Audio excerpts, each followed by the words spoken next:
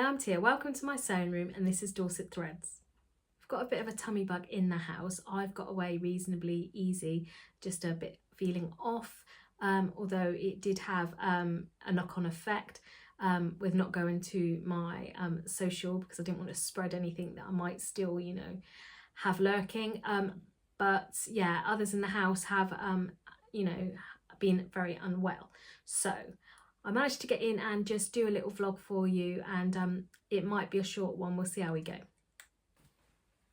So first up, what am I wearing? I've got a very old saltwater slip dress that I made. It's very old, good few years back now, and it's in this very bright red, vibrant fabric from Rainbow Fabrics. I think it was a new look dead stock, so I thought, oh, that's going to be a nice quality fabric. So yeah, I grabbed some of that at the time. And I've just got a loose Melilot shirt by Doe. Over the top, I've got a couple of these that I just use as sort of a top cover for wearing over summer dresses when it's not quite as bright and sunny outside. I'll stand up and give you a whirl. So yeah, I've got the waist tie here. You can't see the full length. I'll put in a video of just how long it is. It is very long, and I've got the straps. This since I've made these, I now make, with my recent ones, I'm making these straps a little bit wider. So yeah, I've just put this loose top on it. So yeah, like I say, the Melilot shirt just gives you that little bit of coverage over your summer dresses when it's not quite, so as you can see, yeah, it'd be very strappy otherwise. So what else have I got to tell you? So earlier in the week, I decided to crack on and make the little romper that I'd was originally going to make out of the Kwik Sew pattern that my friend had lent me. I just put a picture here, and I'd made the little shirt for him, and she said, oh, you're going to try the romper now? And I thought, oh yeah, I better give it a go. So I had some remnant excuse me, I had some remnant from some Arden pants, the denim Arden pants that I'd made, and I had a little bit left over, and I thought, well, maybe I can get the make out of that. And I've got quite far with it, to be fair. So I've actually made the romper, and as you can see, it needs the snap fastenings underneath, so you can get in and out for a nappy change and pop it on easily. And I'm actually going to put snap fasteners up through the middle as well. And it's quite a lightweight denim, so I think he'll be fine with it. I have given him a bit of a nanny fit check while he was round earlier in the week, before any illness was in the house, and he'll be fine with it. It's not too tight. My concern was it was going to be too tight, but it's nowhere near. He's very good sizing.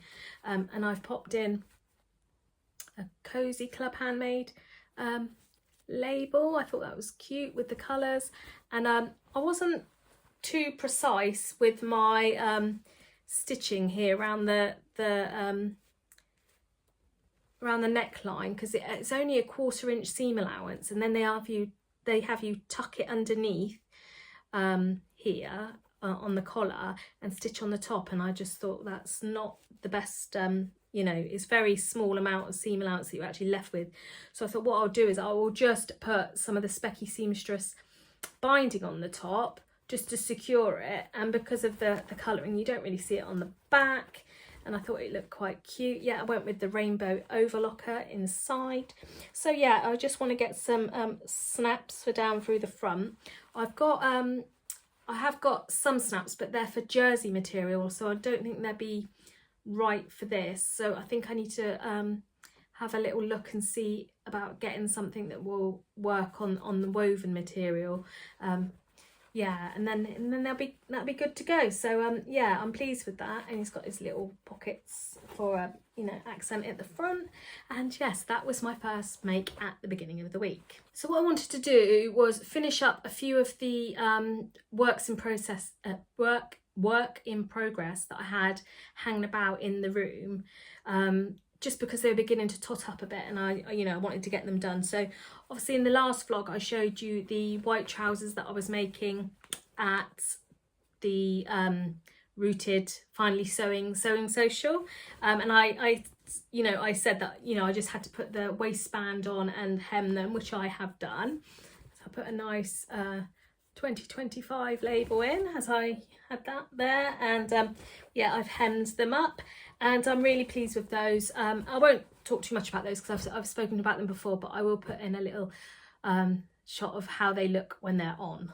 So then another item that I had that was sort of hanging about unfinished was the toile that I'd made for the saltwater slip dress out of the rooted fabric, and I'd explained that it had sort of it had a run where I'd caught it on the pins or whatever when I was manhandling it, all the way up through the front of the dress. And I just thought, I'm not going to wear that. If I hem that as is, I know I'm not going to wear that. You might think it wasn't noticeable, but I did actually take a photo, show you just how bad it was. So I thought, can I save it? So I have cut it off, but the nature of the material is so shifty. You can see how uneven the hem has come up. So I tried it on and it's really short at the front. I'm not sure how much wear I'm going to get out of it, and it was a toile, so I'm not too mad that it's gone this way, but it's just a shame because it is lovely material, but it really does snag and pull and shift. So you know, the nature of the fabric you know, is very it's very difficult to, you know, adjust. But yeah, it did come up really nice. I'll see if I can again give you a little look of how it ended up. But that was kind of a miss. You know, you can't get everything right or exactly how you want it, and obviously the moment you cut something and it's too short or it doesn't, you know, work out correctly, I could put a frill or a ruffle on the bottom, but I'm not going to faff about with it anymore because you know, it's not very good for being manipulated and pinned, and I know I'm just going to end up with more pulls and things in it. So yeah, that was a bit of a miss this week, but you can't win them all.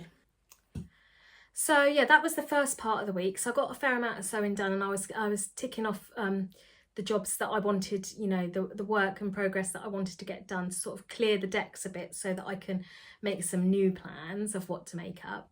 And I had decided I was going to go to the sewing social that I normally go to on, which was this weekend, just gone yesterday, in Southampton.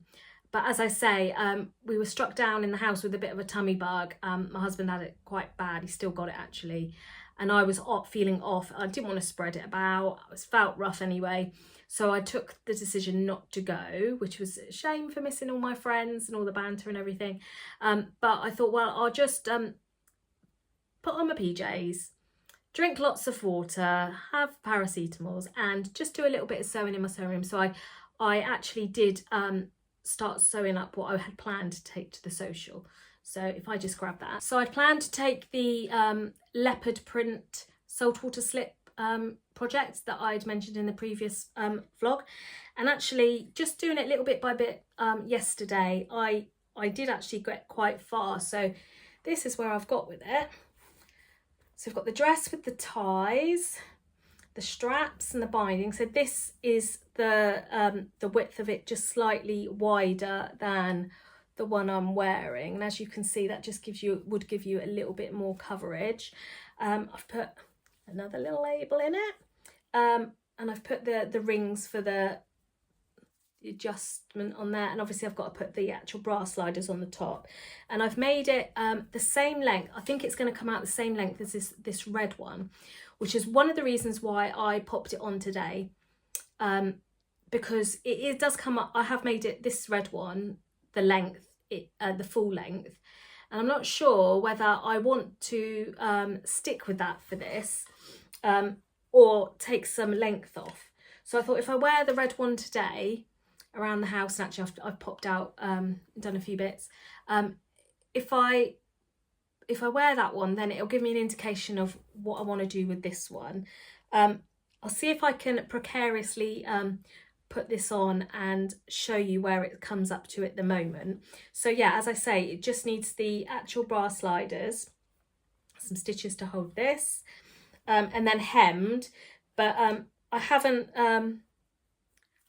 it has a split, like a side split towards the bottom hem, and that just has to be because the way the instructions have you do it is that you you stitch down the side seams to a marker, and then you use in back stitch, and then you use a much wider, much longer stitch to continue down to the bottom. And then what you'll do is, once you've made it all good on the inside, like this, so this is where the split will be, you then take those long stitches out.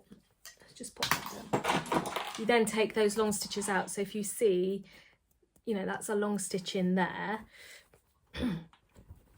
and it will go up to here, and it's top stitched on the other side. You might not be able to see. So this is the bottom hem. So this is going to be the length of the split, and obviously I'll undo that and then I'll hem it. But that's why I'm wearing the red one today, just so that I can make a final decision of am I going to go that long, or maybe have it knee length. We shall see. I'm not quite sure what I'll do. I always err on the side of caution and keep things longer, because I think you can always go back and then readjust it. And obviously, a bit like the little top that I made, once you've cut it reasonably short, you're stuck with that length, and you really are stuck in that place. So yeah, I don't want the dress to overwhelm me, but I do want it to look nice, especially I'd like a nice win after, you know, messing up that one. So yeah, it'd be nice to have a nice dress to finish with. So yeah, I'll see if I can pop a little bit of footage in here so you can see. So I really feel like I'm whizzing through things today, what I've been up to. Yeah, so what else have I got to tell you? A few things have come in the post, so let me just grab those. So the other week I had my little package through from Me Made Makes. It's the Bag Makers Society, and I get my labels, and as I've said before, you know, they don't really want you to share them until they're aware that everybody's that subscribes to the Bag Tag Club has got their labels come through. So I've been holding on to these to show you. So yeah, you get them in this little bag, and you get a sticker, which is cute. And then what have we got? Let me tip them out. So in this one, we've got 2 types of labels, 3 of each.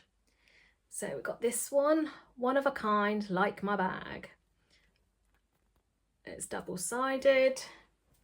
And then the other one is this one, which is mistakes were made, it's fine, lessons were learnt, which is quite cute. It's quite nice because that one's a darker label, so yeah, I quite like that one. So they're going to be a little addition to my label stash. And then in the previous video, I you know, was asking for suggestions of what dress or I could make with the Beyond the Pink Door subscription box fabric, which is this lovely one here. Yeah, so this really bright, vibrant viscose that came in the Think Pink box, and I had a few suggestions. I had a look through you know, and for myself, and sort of what would I like to make. But the first one was the Emporia Patterns Delilah dress. So let me just get some details. So let me just get that one. So it's the Delilah dress by Emporia Patterns, and as you can see, the bodice is a sheared panel front and back, and then really it's just a very basic rectangle for the skirt, and then whether or not you want a frill or, you know, patch pockets on it. And then the strap options are your basic strap with like elastic through it, the same again but with a little bit of a frill, and then the same again but with like a flounce, flutter sleeve I think they call it, but I would probably go for the original one. And I've seen a few made up on Instagram, and yeah, I really like the look of that. But the actual pattern is all to do with your measurements. So it tells you that there's no pattern pieces apart from the straps, and it tells you the measurements to take for the bodice and how to, you know, do a bit of maths to get the right size and length and everything, but it's also down to your preference. So how long you might want the bodice to be, and whether or not you want a skirt with with the frill on the bottom, or if you want tiered skirts or anything. So I thought that was quite interesting. I've not had a pattern like that before that isn't just all pattern pieces. But I've also never tried shearing, although friends of mine that have done it have said that yeah, it's fine, it's a breeze, you just need to practice a little bit. So I think that might be my first port of call, just to get some remnant fabric and give that a go on my machine. And then the other pattern is this one, which is the Sorata dress by Itch to Stitch, and the description of that is that it's a breezy, feminine, effortlessly chic. It's got a flattering V neckline and slip-on design, so again, no zips or button closures or anything, and you can see you've got a bit of variation here with the length, and also so whether you want just basic sleeve or whether you want a flutter sleeve. And then you can see you've got your gathering here. So the waist on this one is by inserting 3 channels of elastic that will obviously draw you in and give you your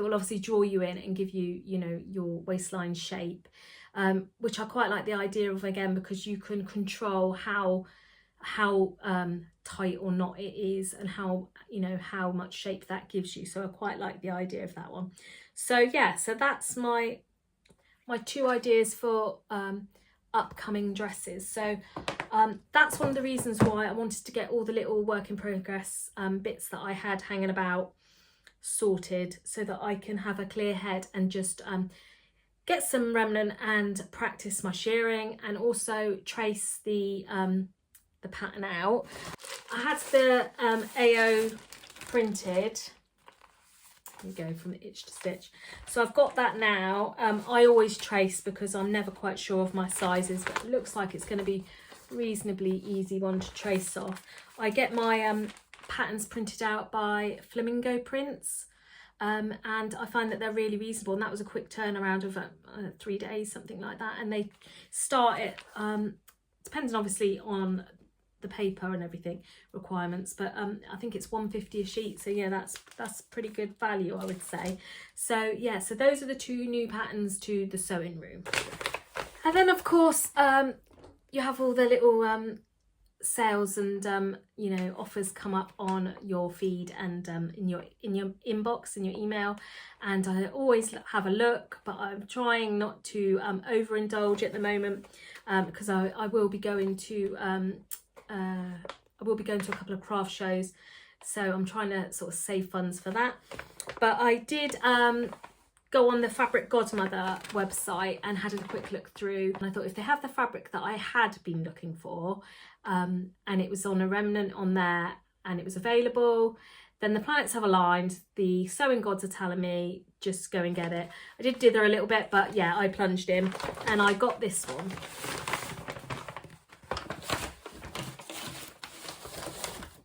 So I'm pretty sure that most people have seen this. It's the lovely palm print in Periwinkle. Yeah. So what I actually did was I got 2 remnants, because I think I'm just going to make my beloved Donny shirt out of it, and I just wanted to make sure I had enough, but I didn't want to be left with loads of it. So yeah, I've got some of that. I just need to get the matching lining, which I have seen is available elsewhere. So I'm going to what I'm going to do is lay the pattern out and try and work out where I actually need the lining, which I guess is just the front and back bodice really, because the yoke is double and you've obviously got the facing at the front. I'm not worried about the sleeves, so yeah, I just need enough to cover the front and back bodice really. So that should I'll probably only need about ½ meter, to be fair. So yeah, and I can get that, and I will get that made up, and yeah, that'll be a lovely make. I think this will look really nice with the white trousers that I've just recently made, the white cotton trousers. I think that'd be a nice crisp look with the the white trousers. So yeah, I'm pleased with that one. So yeah, I'm sad to have missed out on my sewing social I usually go to, but I had some lovely messages, and you know, I'm sure I will catch up with those people soon. And I did get some sewing done, but obviously not as lovely as sitting with my friends and having the chat and, you know, social side of it. So yeah, it's one of those, you know, life gets in the way, you can't control everything. But yeah, I'm pleased with what I've got sewn up this week and the purchases I've made. So I want to get on and give the shearing a go, and yeah, just crack on with those plans that I said. We are quite a way through August now. I've got September coming up, so we'll never know quite what the weather's gonna hold for us, but hopefully I can make these dresses up and get some wear out of them, and yeah, I really enjoy sewing them up as well. So, and that's where I am. So it is a shorter one this week, but you might be glad of that, to be fair. So hopefully my next video will be a bit more guns blazing about, you know, what's coming up and what I'm making and my plans going forward. But I just thought I'd update you for this week and show you what I've been up to and what's been coming into the sewing room. And yeah, I hope you can join me again soon, and you've enjoyed the vlog. If you can give me a like, that would be fantastic, and consider subscribing, because then you will catch my next video. So for now, bye bye.